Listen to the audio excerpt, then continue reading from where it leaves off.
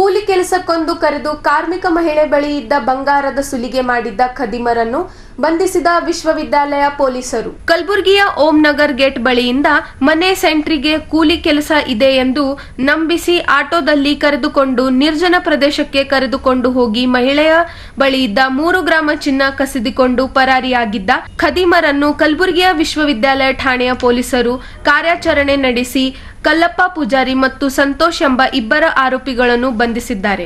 ಕಲ್ಲಪ್ಪ ಪೂಜಾರಿ ಎಂಬ ಖದೀಮ ಅಕ್ರಮ ಸಂಬಂಧ ಹೊಂದಿದ್ದ ಮಹಿಳೆಯ ಮೋಜು ಮಸ್ತಿಗಾಗಿ ಕಳ್ಳತನಕ್ಕೆ ಬಿದ್ದ ಎಂದು ತಿಳಿದು ಬಂದಿದೆ.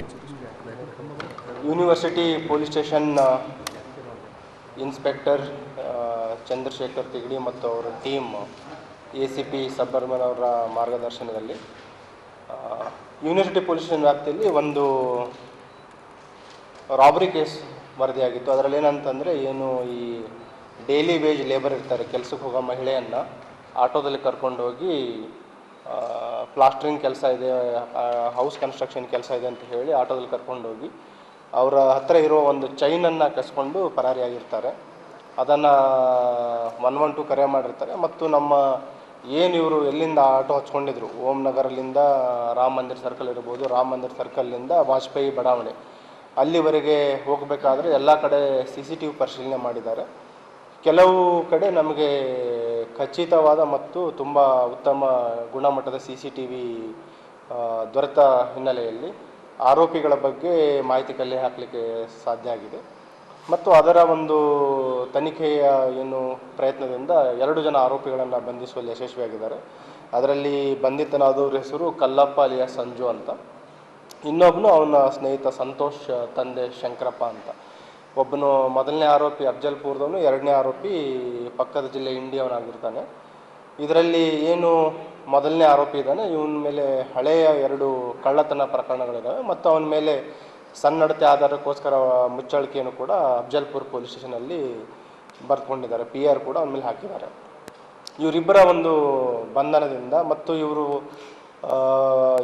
ಬಂಧನ ಆದ ನಂತರ ವಿಸ್ತೃತವಾದ ವಿಚಾರಣೆಯಿಂದ ಮೊದಲನೇ ಆರೋಪಿ ಇದ್ದಾನೆ, ಇವನು ಅವನ ದಿನನಿತ್ಯದ ದುಂದು ಖರ್ಚಿದೆ, ಅದಕ್ಕೋಸ್ಕರ ಈ ರಾಬ್ರಿ ಮಾಡುವಂಥದ್ದು ಮತ್ತು ಕಳ್ಳತನ ಮಾಡುವಂಥದ್ದು ರೂಢಿಗತ ಆಗಿರುವಂಥದ್ದು. ಅದ್ರ ಜೊತೆಗೆ ಅವನು 5 ಇತರೆ ಮನೆಗಳ್ಳತನ ಪ್ರಕರಣಗಳಲ್ಲಿ ಕೂಡ ಭಾಗಿಯಾಗಿರೋದು ತಿಳಿದು ಬಂದಿದೆ. ಅದರಲ್ಲಿ ಎಲ್ಲವೂ ಕೂಡ ಇತ್ತೀಚೆಗೆ ಆಗಸ್ಟ್ ತಿಂಗಳಲ್ಲಿ 2 ಮನೆಗಳ್ಳತನ ಪ್ರಕರಣ ಆಗಿತ್ತು. ನೆಕ್ಸ್ಟ್ ಅಕ್ಟೋಬರಲ್ಲಿ 1 ಪ್ರಕರಣ ಇದೆ ಮತ್ತು ನವೆಂಬರಲ್ಲಿ 2 ಪ್ರಕರಣಗಳು, ಒಟ್ಟು 5 ರಾತ್ರಿ ಮನೆಗಳ್ಳತನ ಪ್ರಕರಣಗಳು ಯೂನಿವರ್ಸಿಟಿ ಪೊಲೀಸ್ ಸ್ಟೇಷನಲ್ಲಿ ವರದಿಯಾಗಿದ್ದು, ಅವೆಲ್ಲ ಪ್ರಕರಣಗಳಲ್ಲಿ ಸುಮಾರು 61 ಗ್ರಾಂ ಗೋಲ್ಡ್ ಮತ್ತು 680 ಗ್ರಾಂ ಸಿಲ್ವರ್, ನಿಯರ್ಲಿ 7,61,000 ರೂಪೀಸ್ ಅಷ್ಟು ಬೆಲೆ ಬಾಳುವಷ್ಟು ಚಿನ್ನಾಭರಣಗಳನ್ನು, ಬೆಳ್ಳಿ ಆಭರಣಗಳನ್ನು ವಶಪಡಿಸಿಕೊಳ್ಳಲು ತಂಡ ಯಶಸ್ವಿಯಾಗಿದೆ. ಮತ್ತು ಇದರಲ್ಲಿ ಇನ್ನೊಂದು ಏನಂತಂದರೆ, ತಮಗೆ ತಿಳಿದಿರುವ ಹಾಗೆ ಎಲ್ಲಿ ಅಪರಾಧಗಳು ಆಗಿದ್ದಾವೆ ಈಗ ಒಂದು ಪ್ರಿವೆನ್ಷನಿಗೆ ಒತ್ತು ಕೊಡ್ತೇವೆ, ಅದ್ರ ಜೊತೆಗೆ ಪತ್ತೆಗೂ ಕೂಡ ಈಕ್ವಲ್ ಆಗಿ ನಾವು ಒತ್ತನ್ನು ನೀಡ್ತಾ ಇದ್ದೀವಿ. ಅದರ ಹಿನ್ನೆಲೆಯಲ್ಲಿ ಈಗೇನು ನಮ್ಮ ಯೂನಿವರ್ಸಿಟಿ ಪೊಲೀಸ್ ಸ್ಟೇಷನ್ ಇನ್ಸ್ಪೆಕ್ಟರ್ ಮತ್ತು ಅವರ ತಂಡ ಈ ಆರೋಪಿಗಳನ್ನು ಬಂಧಿಸುವಲ್ಲಿ ಮತ್ತು ಈ ಪ್ರಕರಣಗಳನ್ನು ಭೇದಿಸುವಲ್ಲಿ ಯಶಸ್ವಿಯಾಗಿದ್ದಾರೆ. ಅವರಿಗೆ ಅಭಿನಂದಿಸ್ತಾ ಇದ್ದೇನೆ ಮತ್ತು ಅವರಿಗೂ ಕೂಡ ಪ್ರಶಂಸನಾ ಪತ್ರವನ್ನು ಕೂಡ ನಾನು ನೀಡ್ತಾ ಇದ್ದೀನಿ.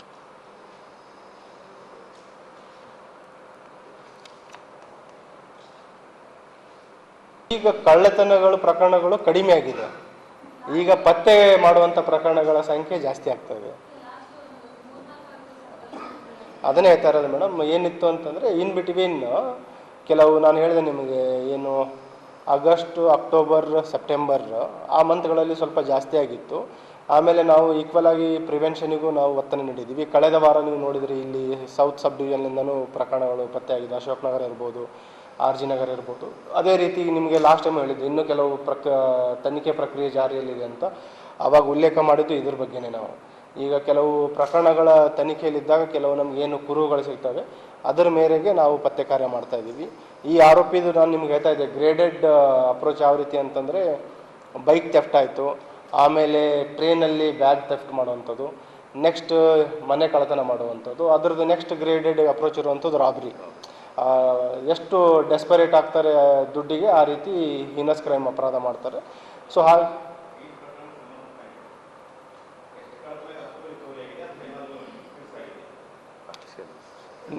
Nearly 70 to 80% of property recover ಆಗಿದೆ. ಅದು ಲೋಕಲ್ ಅಗಸಾಲಿ ಅವ್ರ ಹತ್ರ ಮಾರಿದ್ದಾರೆ. ಏನು ಲಿವ್ ಇನ್ ರಿಲೇಷನ್ ಅಂತ ಹುಡುಗಿ ಹೇಳ್ತಾ ಇದ್ವಿ, ಅವ್ರ ಮುಖಾಂತರ ಮಾರಿರುವಂಥದ್ದು ಇದೆ. ಅದು ಮಾರಿಸಿ ಏನು ಕರಗಿಸಿ ಎಲ್ಲ ಇದು ಮಾಡಿದ್ರು ಅದನ್ನು ರಿಕವರಿ ಮಾಡಿದ್ದಾರೆ. ಅವನು ವಿಟ್ನೆಸ್ ಮಾಡ್ಕೊತೀವಿ. ಕೇಸಲ್ಲಿದ್ದಾನೆ ಅವನು. ಏನು ದರೋಡೆ ಪ್ರಕರಣ ಆಯ್ತಲ್ಲ, ಮಹಿಳೆನ ಆಟೋದಲ್ಲಿ ಕರ್ಕೊಂಡು ಹೋಗ್ತಾರೆ, ಅದರಲ್ಲಿ ಅವನ ಜೊತೆ ಇದ್ದ, ಬೇರೆ ಯಾವುದಿಲ್ಲ. ಅವನು ಫಸ್ಟ್ ಟೈಮ್ ಅಫೆನ್ಸು. ಮತ್ತು ಈವನ್ ಅವನದು ರೋಲ್ ಈ ಮನೆಗಳತನ ಪ್ರಕರಣಗಳಲ್ಲೂ ವೆರಿಫೈ ಮಾಡಿದ್ರು, ಅದರಲ್ಲಿ ಅವನು ಭಾಗಿಯಾಗಿಲ್ಲ. ಅವ್ರು ಬೇಸಿಕಲಿ ಅದೇ ಕೂಲಿ ಕೆಲಸ ಮಾಡೋಂತಿಲ್ಲ, ಡೇ ವೇಜ್ ಲೇಬರ್ಸ್ ಇದ್ದಾರೆ. ಆ ಮಹಿಳೆ ಚಿನ್ನಾಭರಣ ಇಟ್ಕೊಳ್ಳೋದಂತೂ ಧರಿಸಿರೋದು ನೋಡ್ತಾರೆ. ಸೊ ಸಡನ್ನಾಗಿ ಅವ್ರಿಗೆ ಪ್ಲ್ಯಾನ್ ಮಾಡ್ತಾರೆ, ಕರ್ಕೊಂಡೋಗಿ ಏನು ಅಂಡರ್ ಕನ್ಸ್ಟ್ರಕ್ಷನ್ ಬಿಲ್ಡಿಂಗ್ ಇದೆ, ಅಲ್ಲಿ ಪ್ಲಾಸ್ಟರ್ ಕೆಲಸ ಮಾಡೋದಿದೆ ಅಂತ ಹೇಳಿ ಕರ್ಕೊಂಡು ಹೋಗ್ತಾರೆ. ಅದರಲ್ಲಿ ಒಬ್ಬ ಆರೋಪಿ ಏನು ಮಾಡ್ತಾನೆ, ಏನು ಮಟೀರಿಯಲ್ಸ್ ಬೇಕು ಕನ್ಸ್ಟ್ರಕ್ಷನ್ ಅದು ತರ್ತೀನಂತ ಸೈಡಿಗೆ ಹೋಗಿ ಅವರಿಗೆ ಮಿಸ್ಗೈಡ್ ಮಾಡ್ತಾನೆ, ಬೇಸಿಕಲಿ ಅಟೆನ್ಷನ್ ಡೈವರ್ಷನ್ ಮಾಡ್ತಾನೆ. ಇನ್ನೊಬ್ಬ ಆರೋಪಿ ಹೆದರ್ಸಿ ಅವ್ರ ಹತ್ರ ಇರುವ ಚೈನನ್ನು ಕಸ್ಕೊಂಡಿರ್ತಾರೆ.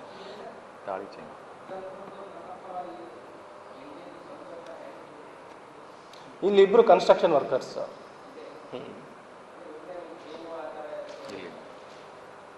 ಇಲ್ಲೇ ಅಂಡರ್ ಕನ್ಸ್ಟ್ರಕ್ಷನ್ ವರ್ಕರ್ಸ್ ಇದ್ದಾರೆ, ಡೈಲಿ ವೇಜ್ ಲೇಬರ್ಸ್ ಥರ. ಸೊ ಆವಾಗ ಇವ್ರಿಗೇನು ದುಂದು ಖರ್ಚಿಗೇನು ದುಡ್ಡು ಬೇಕಾಗುತ್ತೆ, ಆವಾಗ ಈ ಒಂದು ದಾರಿಯನ್ನು ಹಿಡ್ಕೊಂಡಿದ್ದಾರೆ.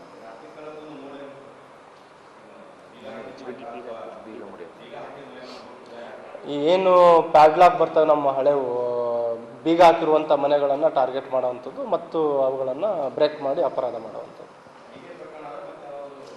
ಈಗ ಇಲ್ಲಿವರೆಗೆ ತಿಳಿದ ಪ್ರಕಾರ 5 ಪ್ರಕರಣಗಳು ತಿಳಿದು ಬಂದಿದೆ. ಮೊದಲು ಅವನು ಯಾವ ರೀತಿ ಅಂದರೆ ಗ್ರೇಡೆಡ್ ಅಪ್ರೋಚ್ ಇದೆ. ನೀವು ತಾವು ನೋಡಿದರೆ ಅವನ ಹಿನ್ನೆಲೆ ಒಂದು ಅಫ್ಜಲ್ಪುರದಲ್ಲಿ ಬೈಕ್ ಥೆಫ್ಟ್ ಇದೆ. ಆಮೇಲೆ ರೈಲ್ವೆ ಪೊಲೀಸ್ ಸ್ಟೇಷನಲ್ಲಿ ಒಂದು ಥೆಫ್ಟ್ ಇದೆ, ಬೇಸಿಕಲಿ ಪಿಕ್ ಪಾಕೆಟ್ ಟೈಪ್. ಏನು ಪ್ಯಾಸೆಂಜರ್ಸ್ದು ಬ್ಯಾಗ್ಸ್ ಇರುವಂಥದ್ದು, ವ್ಯಾಲ್ಯೂಯೇಬಲ್ಸ್ ಕಳ್ತನ ಮಾಡುವಂಥದ್ದು. ಅಫ್ಜಲ್ಪುರದಲ್ಲಿ ಒಂದಿದೆ. ಆಮೇಲೆ ಅಫ್ಜಲ್ಪುರದಲ್ಲಿ ಒಂದು ಪ್ರಿವೆಂಟಿವ್ ಆಕ್ಷನ್ ರಿಪೋರ್ಟ್ ಇದೆ, PR ಕೇಸ್ ಇದೆ. ಬಂಧಿತರಿಂದ ಬರೋಬ್ಬರಿ 7.62 ಲಕ್ಷ ಮೌಲ್ಯದ 61 ಗ್ರಾಮ ಚಿನ್ನಾಭರಣ ಜಪ್ತಿ ಮಾಡಲಾಗಿದೆ ಎಂದು ಪೊಲೀಸ್ ಕಮಿಷನರ್ ಶರಣಪ್ಪ ಢಗೆ ತಿಳಿಸಿದ್ದಾರೆ.